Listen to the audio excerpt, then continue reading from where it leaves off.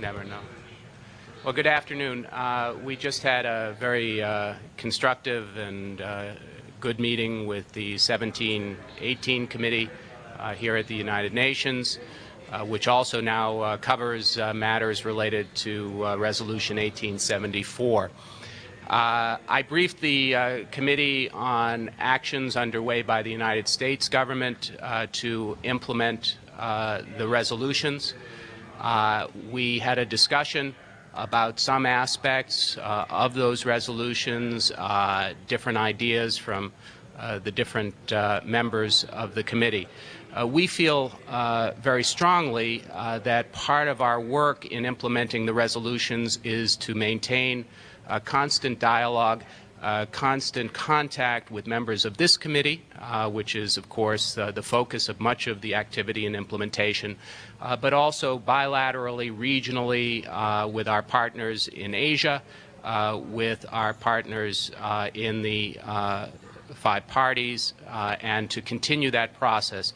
That is an important aspect of what we're doing in information sharing and how various governments are implementing the resolutions. With that, if you have any questions, I'll try to answer them.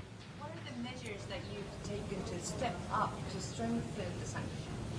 Well, our view is that the resolution brings new and, quite frankly, unprecedented measures that are at our disposal to implement. In the financial area, we have advised our banks about activities related to North Korean entities. Those that are mentioned in the Sanctions Committee and have been designated, but also activities with other North Korean individuals, entities, and to have a heightened sense of caution in those kinds of dealings.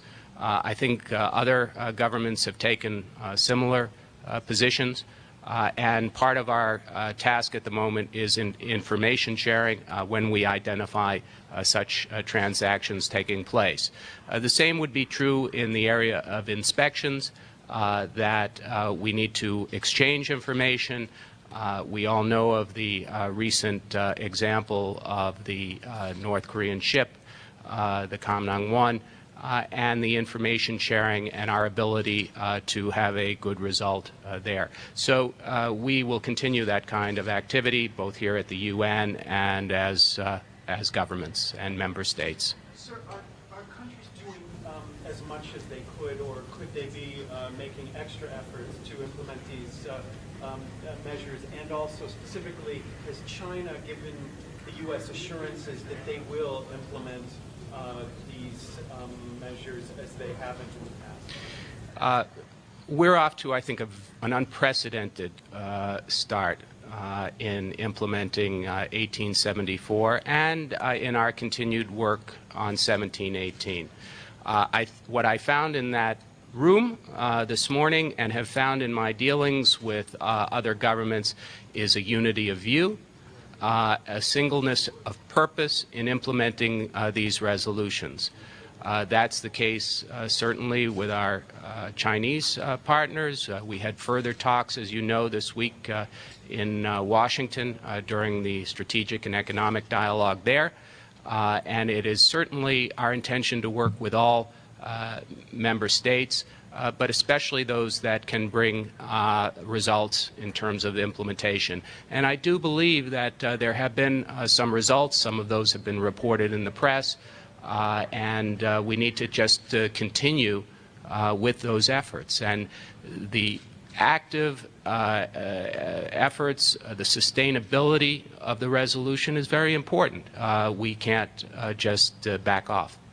When you refer to, use the word unprecedented, are you referring to the singleness of purpose or the unity, or are you referring to more specific measures? I think that in both. I think that the resolution allows us and gives us more to work with, clearly. And in that sense is something new. But I also found the commitment to implementation is very strong and very unified. There's no space in that sense. Now, What we have to follow through on is the actual implementation and the concrete steps, the brass tacks in terms of implementing. That involves awareness about transactions, about keeping vigilant and information sharing. But in terms of the commitment, yes, I think it's very strong at the moment. Also, how vigorously is the U.S. going to be proceeding, looking ahead, to try to get designations of the officials or entities who were proposed but not designated in the last round? Or is that something that's probably going to wait until there's another provocation? One of the things that we discussed, and one of the ideas that I think will continue, is that designations are still on the table. They still can be made. We will probably be involved in further suggestions in that area. I think other governments will as well. So this is an ongoing process. It's not a static one.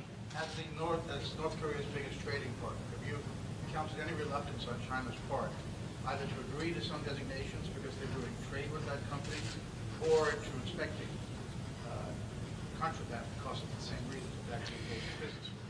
I'll allow China to speak for China. I do think that in terms of our discussions with the Chinese, that there is a very strong commitment, not just on China's part, on the U.S. part, on the part of all the member states, to implementation. But in terms of the exact measures, I want to allow China to speak for itself. Sir, last question.